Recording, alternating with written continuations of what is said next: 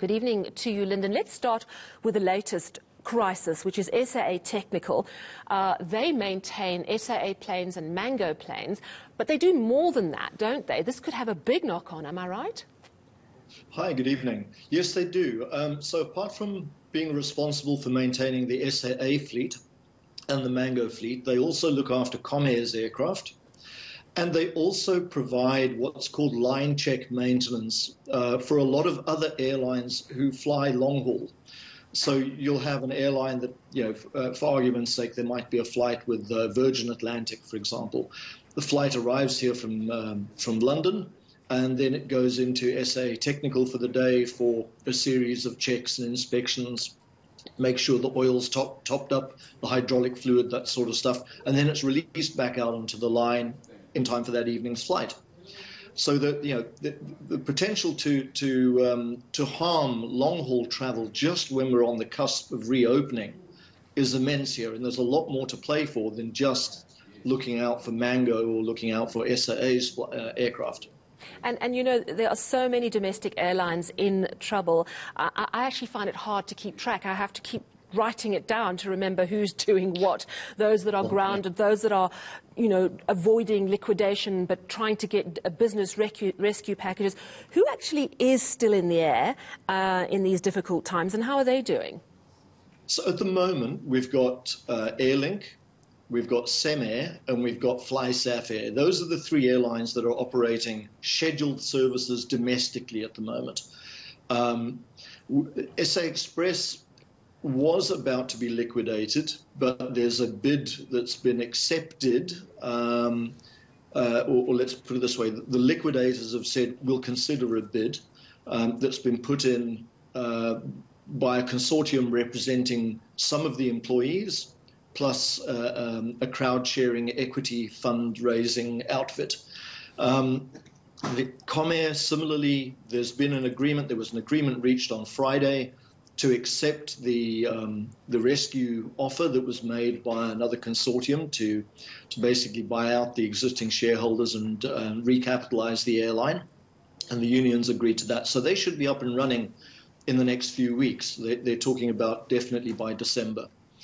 So that's where we are. And we're all waiting with bated breath for the ministers of tourism and transport to give us the list of countries that we're going to be allowed to operate to within the next 48 hours, essentially, when the borders get reopened. Yeah. A lot of airlines have started to offer tickets on sale, but until there's absolute certainty on those countries and on any restrictions, it's very difficult for the market to really pick up. And it's also not a flight you want to book. Whether you're a family trying to plan here in South Africa your December holiday down to the coast and deciding to fly, or whether you're someone waiting for our borders to open somewhere across the world and then thinking, well, we'll do a little hop from Johannesburg to Cape Town. Once you arrive in South Africa, if you're not sure those flights will be actually in the air, it rather, I would say, dims your enthusiasm for booking a South African holiday, doesn't it? To an extent. Look, we know that Airlink, Comair and FlySAF Air are all robust companies. They all take care of their own aircraft maintenance. They're not reliant on SAA in any way. And we know that Comair are going to get recapitalized. So I don't think it's too much of a worry. I'd only be worried if you were thinking of booking a ticket with an onward flight with Mango at this stage. Yeah, I mean, they're saying that they've got a third-party agreement. They think they're going to keep planes up in the air. The problem is we don't quite know when a particular airline, pardon the overused pun, is going to be hit with turbulence that we hadn't expected. And I think that's the worrying thing for consumers. But as you say, of course, Thursday is meant to be the big day for opening up of our borders. We know already that Emirates is planning to fly into South Africa. We've heard that we will be travelling in Africa. We also know that scientifically, in terms of our response to the virus, our numbers are looking good. We are likely to be a safe country in terms of infection rates if we continue along this path. Any clues at all, Linden, as to who's going to be on that list and who's not? None, no idea at this stage at all. And if we look at all of the airlines that have filed schedules and have announced that they're going to start flying, well, it's all the traditional ones. It's British Airways, Lufthansa, KLM, Air France, United, Delta. So, you know, all of the tails that we used to see are all queuing up and ready at the starting gate. We're not seeing any indication at this stage that any of them are talking of pulling back.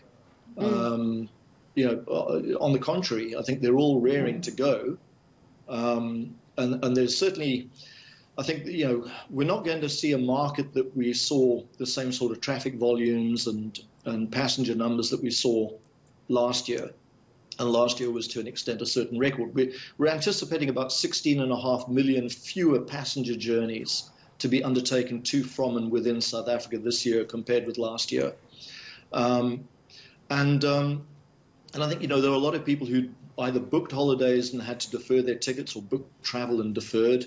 There are a lot of swallows, people who like to come out here for the summer, the northern winter, summer months. So there, you know, I think there'll be steady business.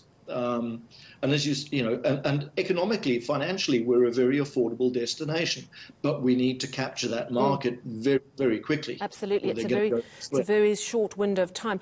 Just globally, the airline industry has been really in dire straits. We've seen lots of retrenchments across the board. Do you think that we're looking in 2-3 years' time, we will see a very different global aviation industry, perhaps with few players?